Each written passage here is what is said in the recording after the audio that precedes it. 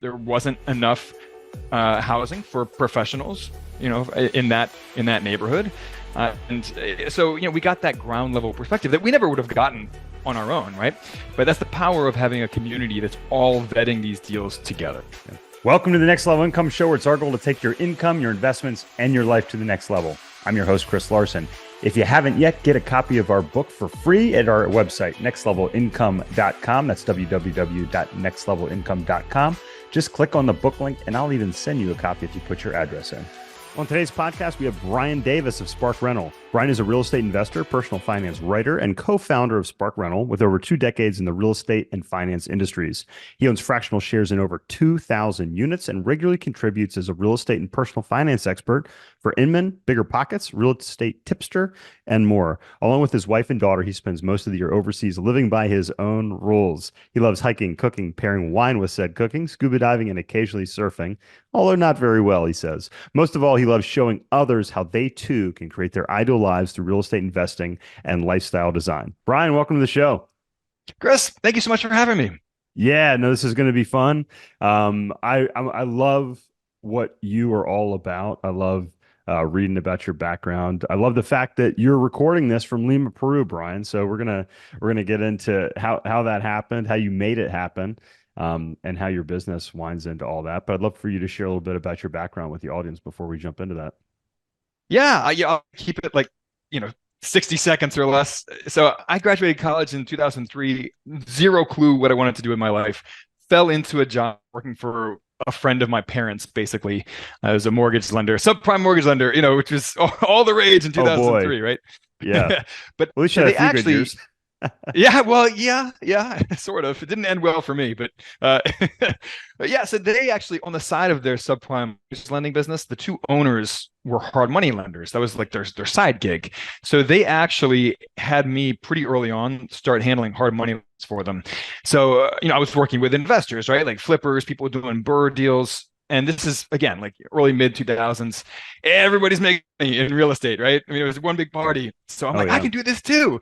So, so I plow all of my savings into going out and buying a bunch of single family rental with no clue what I was doing, like zero clue. I mean, so I needless to say, I lost my shirt in 2008 and beyond. I got straddled with over a dozen rental properties for over a decade that mostly just lost me money and cost me a bunch of headaches every month. I grew to just hate landlording, hated all of it. And when we moved abroad, my wife and I moved abroad in 2015, and I still had all these rental properties in Baltimore, where I'm from.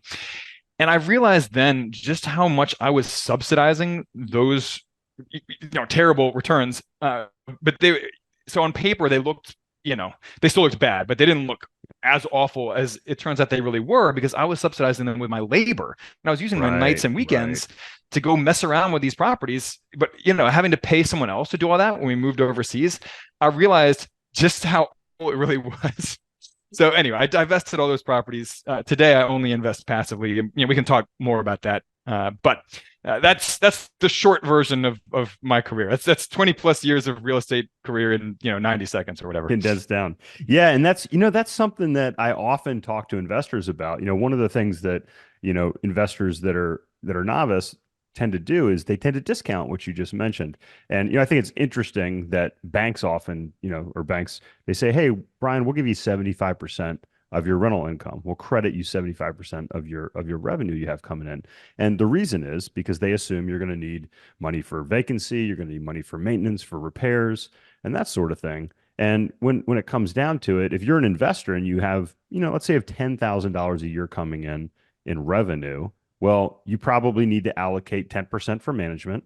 And if you're not paying somebody to do it, you should account for your time, like you said. You probably need about labor. 10%. Yeah, 5 to 10%. Time is money, right? It's real money. Exactly. And that's the market rate. And then 5 to 10% for both vacancies as well as maintenance. And when you add that all up, yeah, it may look okay on paper, but when you have to replace a water heater, or like in our office downtown, at HVAC, or we had a special assessment for the roof, or whatever it might be, those things you have to account for those, which is what we do in the commercial space. But a lot of novice investors don't do that on the residential side. So I think that's a really, really important point that you made there.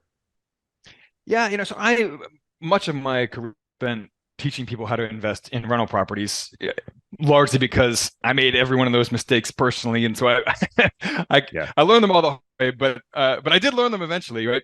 But novice rental investors, they have a tendency to assume they know more than they actually do about the business of rental investing because they say, "Oh, I've lived in rental properties my whole life. I get the concept, right? Pay someone to live in a home, but there's a lot more to it than that." And the first thing that I do to try to shake people awake when I used to teach this is teach them about the 50% rule, that you can expect 50% of the rent to go to non-mortgage expenses.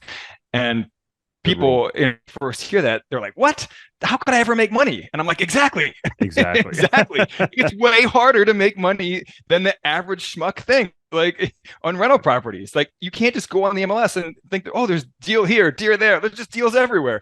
It doesn't Yeah. work like that. So, Yeah. a wake up call, and the kind of cold water splash in the face that people need when they first start investing in rental properties. It is. And there's another metric. It's historically been about 30% cheaper to rent than to buy.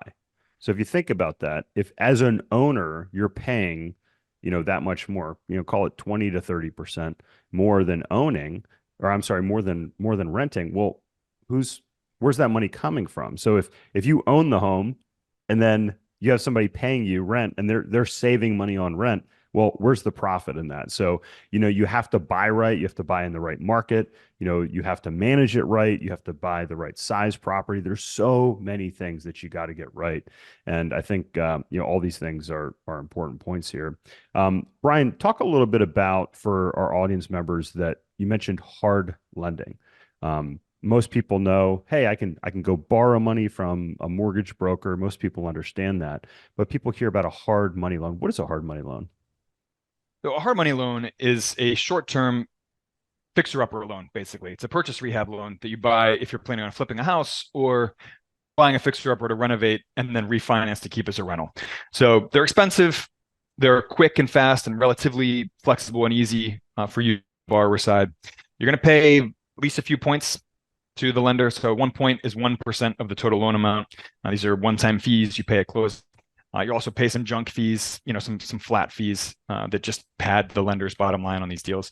And then you'll typically pay anywhere from maybe 9 to 16%.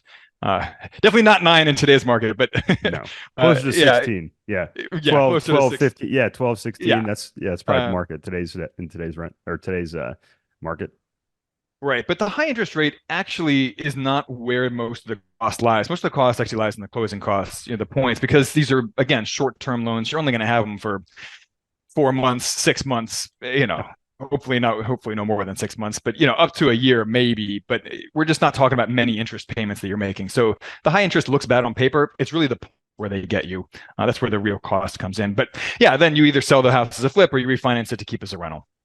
Yeah. And, some listeners might be thinking, well, Brian, why on earth would I want to pay 15%, 16% interest rate and pay fees on top of all this? But if you're buying a fixer upper for $200,000, you're putting 100 grand into it and selling it for 400, you're making $100,000 profit. That, if you're paying $10,000 in interest and fees, or even 20,000 in interest and fees, that's still a good margin. And people that are doing this are running businesses in doing these. And typically, you probably know this, they're doing, sometimes, one, two properties per week. Some flippers that we work with are doing, 50 to 100 a year, which is, obviously It's impressive size crazy. business. Yeah, it is I love crazy. it. But Um, that's you need a whole business to support that. I mean, you need a big team and absolutely. yeah, or a lot Absolutely. of automation, usually Yeah, both. absolutely. So you and I went through a similar process where we managed our own single family rentals. I was fortunate. We started buying a little bit earlier in the cycle. And we still made money on the properties that we owned. But, to your point, I remember watching that, 5 to 10 year period. We stopped buying in 2005, and really in 2015, it finally started making sense to divest of these properties again, 2013, 2014, 2015. And it was challenging because, all the, you still had to pay the mortgage, you still had to deal with the tenants, the issues that we talked about.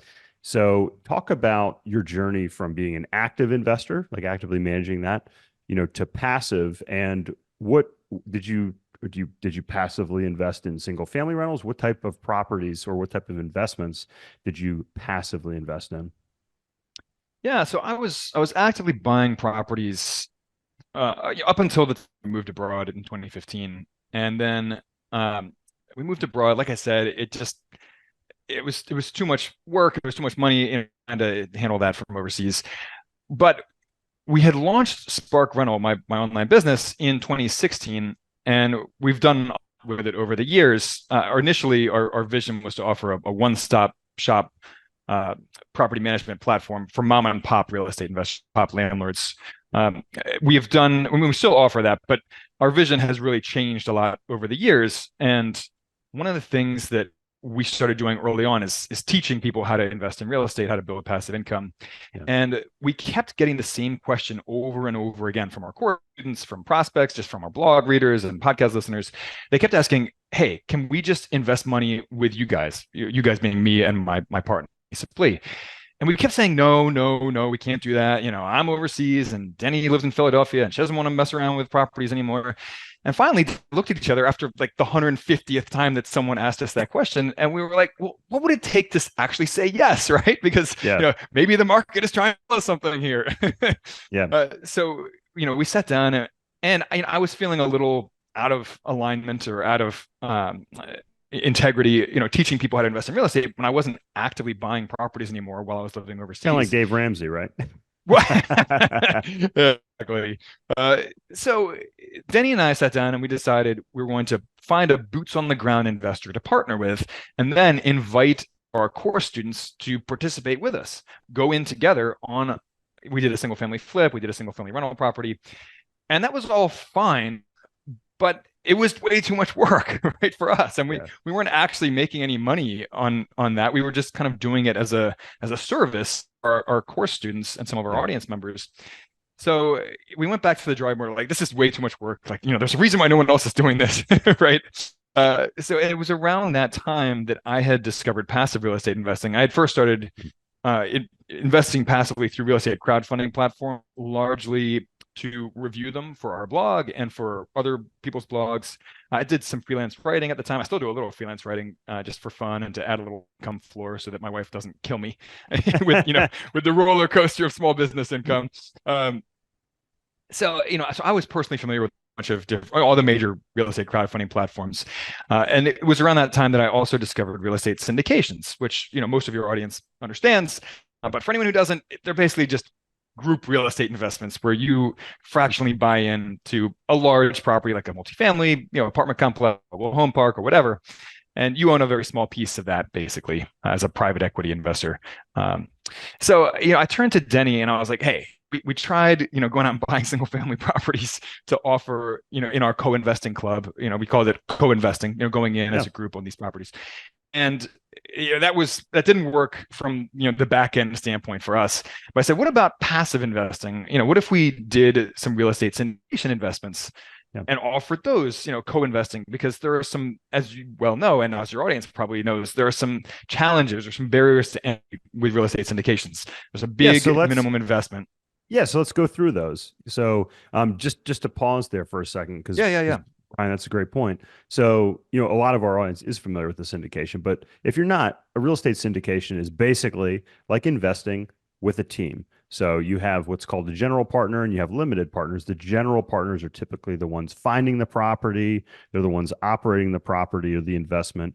They're the ones putting their credit, their name, their money on the line for this and taking that upfront risk. The limited partners are just like that name describes, they're limited in their participation. So like if you're investing in an apartment syndication, you are limited in your ability to say choose the paint. My wife's an architect, so she's like, why can't we paint this? It's brown. Why don't we paint it blue? It's like, well, as a limited partner, you don't get to say that. Like maybe my wife has a little bit of say since I'm a general partner. We say, hey, maybe we should but do more that. than the average person. Yeah, exactly. But as a limited partner, you can't tell the operator, hey, we should paint it blue. This is the type of carpet we're going to use, those sorts of things. And the nice thing is you don't have to worry about like that. You're also limited to the amount of risk that you have. So if you invest, say, $50,000, you're typically limited to that $50,000 in terms of risk. Whereas, if you buy a house or you're invested in something else, the bank can come after your other assets that are with that. So that's some nice. You're also limited in terms of liability. So we have a lot of professionals, business owners, doctors, surgeons. They have enough liability when it comes to their professional careers. Why would you want more liability in terms of managing a rental home or apartment if you're in that space? So that's why we get a lot of investors that are interested in that. So that's basically how it works. General partners, limited partners. And then the nice thing is, as a limited partner, you typically get paid first. And as a general partner, people may be saying, well, if you do all this work and you get paid last, what's in it for you? You get paid typically in equity in that back end. So it can be profitable if you do a great job. So it's typically performance oriented. So Brian, you started saying, hey, let's start to put resources together and put a group together to address some of now the challenges. So we talked about kind of the definition of a syndication, but what are some of the challenges that investors face when they're looking to invest in a syndication that they may or may not know?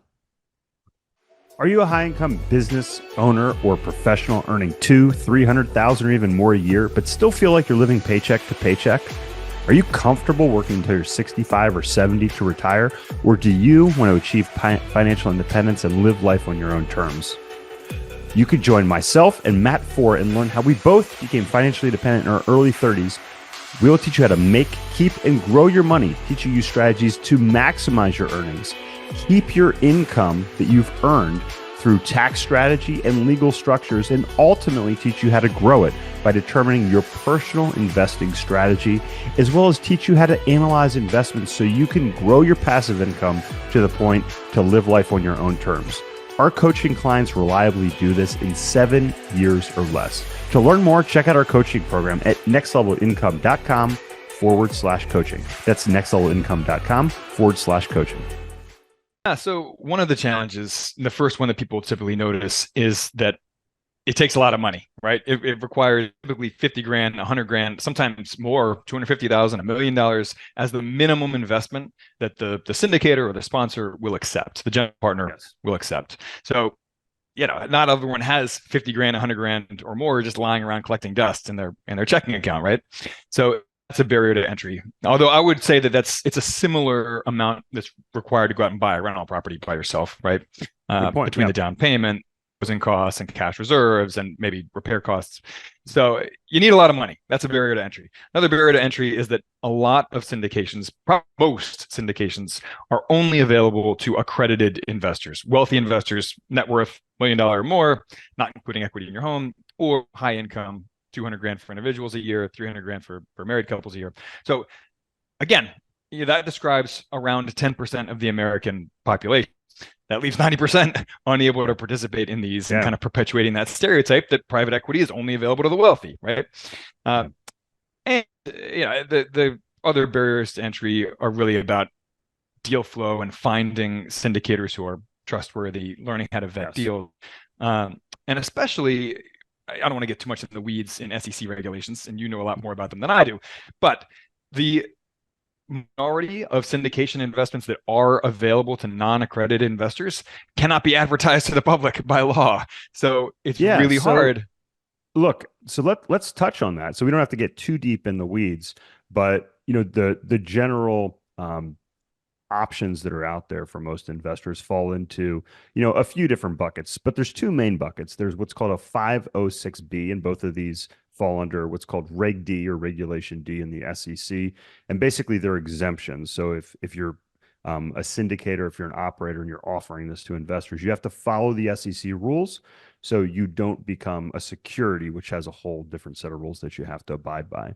So 506B means that you typically have to be an accredited investor, but there is space, typically about 35 spaces, for non-accredited but sophisticated investors, which is nice. The problem is, and this is what it confuses a lot of investors, because let's say we have an apartment offering and Brian finds out about it and he refers his friend to me, and we don't have a pre-existing relationship, and this deal is what's called in flight. It's open for investment.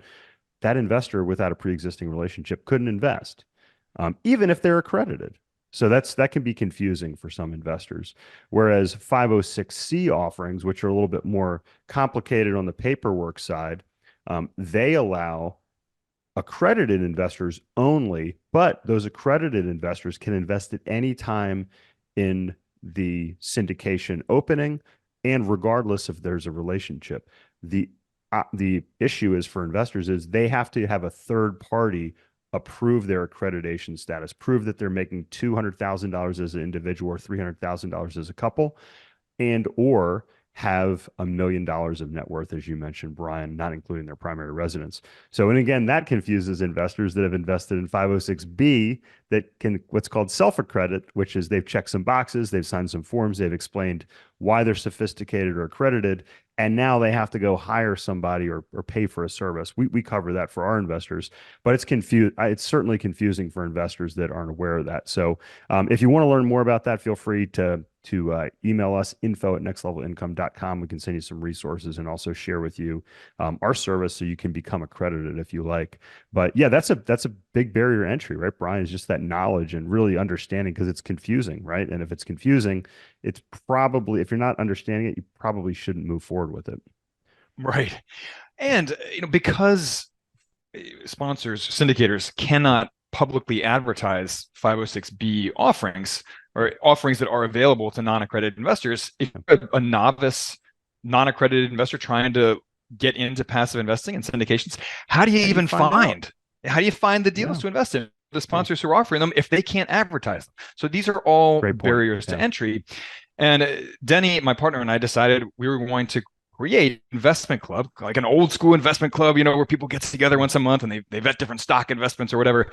Except we are, instead of vetting stocks each month and talking about different stock investments, we are vetting passive real estate investments, mostly syndications, although sometimes other things too, like notes and other stuff. So we get together every month, at least once a month, sometimes twice. We vet different passive real estate investments. Every single investment that we vet together as a club is available to non-accredited investors in addition to accredited investors. It's a core value of our inclusivity. Yeah. We want this to be available to everybody, middle class, wealthy, everybody. And we also make the investment very low, again, to keep it accessible to everybody. $5,000 per member is the minimum investment. And by merging all of our funds together into a single entity and investing as that entity, then each person can invest a small amount, even though together as an investment club, we are exceeding that higher minimum investment of 50 grand, 100 grand, whatever it is. So we are doing the networking with sponsors for our club members so that they don't have to, and introducing deals to them, but we're not pre-vetting those deals because, we don't want the ability, when and if some of these, go sideways. Yeah, no, that's a great point. Yeah, you put the education and the structure in place so that investors can learn about the offerings that are out there. And yeah, so for a typical investment minimum is like $50,000 is often a typical investment minimum. We have 50, sometimes we have $100,000. But what's also interesting is, in some of our investments, we have, call them bonuses or enhanced equity splits at $100,000, $250,000, $500,000. And what's nice is, if you're writing a single check, Brian, your group can get some of those benefits. Whereas if you're a single investor, writing a $250,000 check, maybe, your entire capital allocation for 5 years. But here you could participate. So that's I love, that's why I wanted to have you on. I love what you do. I love that you're giving people that accessibility. And then for a sponsor like us, it's, taking $5,000 minimums if we're raising, 5 million or 10 million or, sometimes $20 million or more. It's almost incomprehensible to think how many investors we would work with. Whereas if we're taking $250,000 checks, we can hit that number with much less legwork and do that. So kind of walk through what it would look like for an investor. So how does an investor work with you, SparkRental? How does that work? So it is a membership-based investment club. My partner Denny and I, we are not sponsors, we're not syndicators. We're not selling securities. We don't get a of any of the money that's invested. Otherwise, we would be selling securities, right? And we would, the Good point. SEC would come Yeah. knock on our doors. Yeah. So instead, we charge a flat membership fee for our investment club, and members join, and then they get added to our club email list and get invited to each meeting that, again, we aim to meet around twice a month. Sometimes we vet deals. Sometimes we have educational presentations. You guys actually came and gave an educational presentation to our club last year, which was a lot of fun. And then we ended up investing with you guys in a deal. And you guys asked fantastic questions, and that's what really is impressive. Like the education and the group knowledge that you all bring together. It's always nice when we work with investors that have the right questions, that ask a lot of questions, because we want our investors to be knowledgeable. It's a lot easier in the long run when we do that. And we were really impressed by that.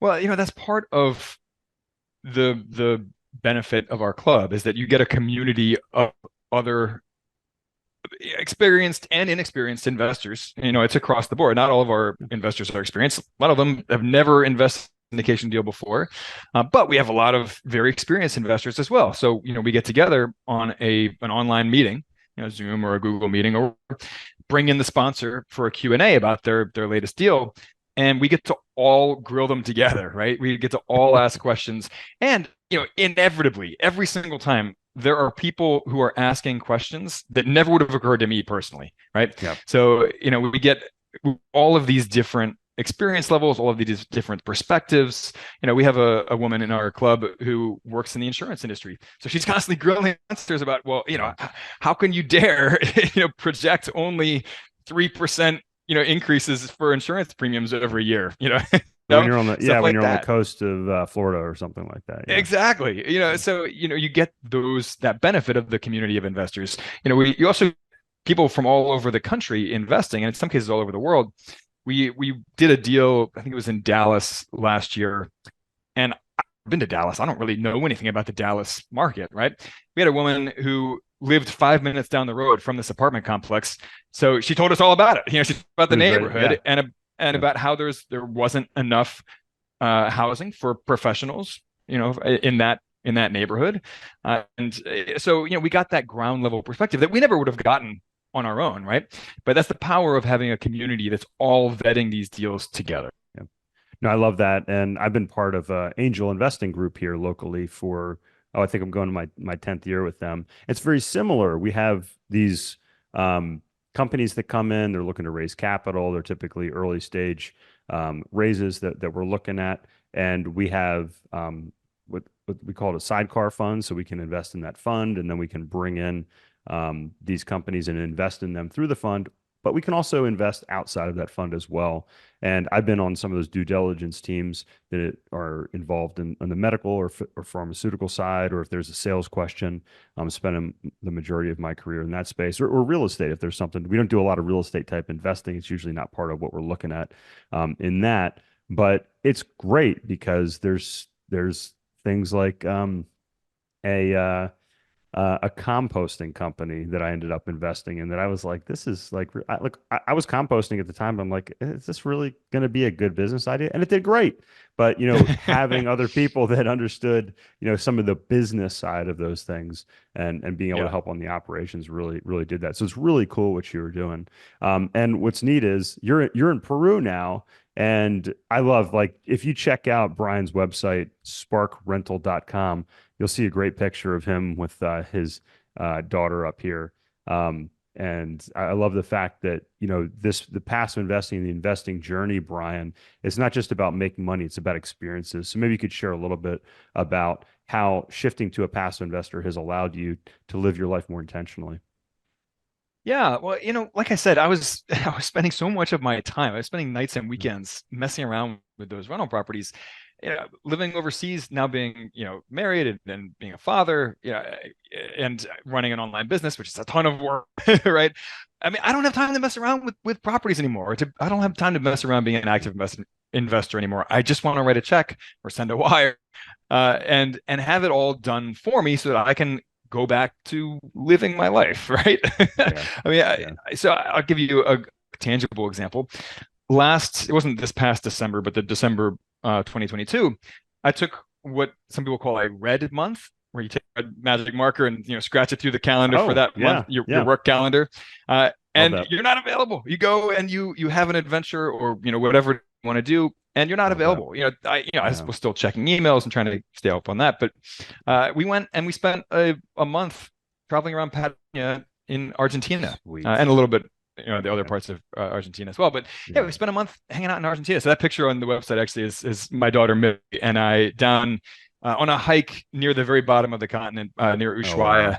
It's Um, beautiful. Yeah. yeah.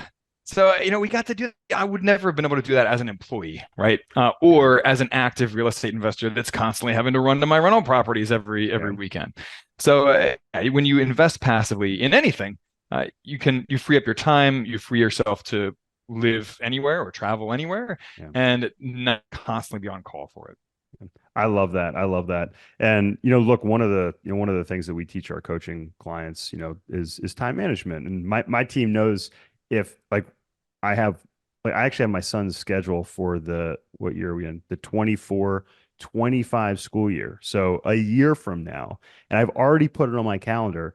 And when my son is off, my calendar's blocked off as well. And that's typically, maybe it's spring break or it's Christmas break.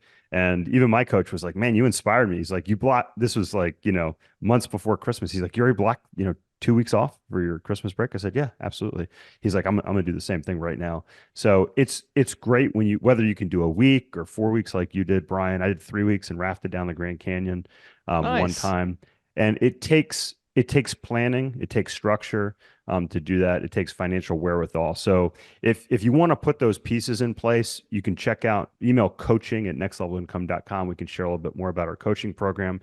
And Brian, if listeners want to learn more about what you offer at SparkRental, learn about investing as a team, which I love that concept, what's the best way to get in touch with you guys?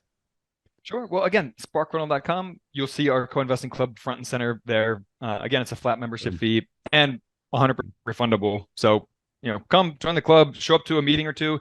If you're not feeling it, if it's not for you, just let us know. No questions asked. We'll refund your money. You can also email me personally, Brian@SparkRental.com. I answer all those emails myself. It's not like I have a VA going through my inbox and answering people. So reach out. Don't be a stranger. I love that. Brian, thank you so much for sharing a little bit more about what you do at SparkRental, also how you've been able to live a more intentional life. And I encourage you all to check out his website, SparkRental.com. Thank you. Chris, thank you so much for having me. This was a blast. Hey, Chris here again. I hope you found this episode valuable. Now, I have one more thing to gift you. We have a page for my coaching clients where you can get a free copy of my book, as well as much more from previous guests on the show. Just check out nextlevelincome.com/coaching to get a free copy of my book, audiobook, and much more. I'll send you a copy of my book and cover all the shipping costs as a thank you for listening to the podcast. Also, please like, share, and take just 90 seconds to give us a rating on Apple Podcasts.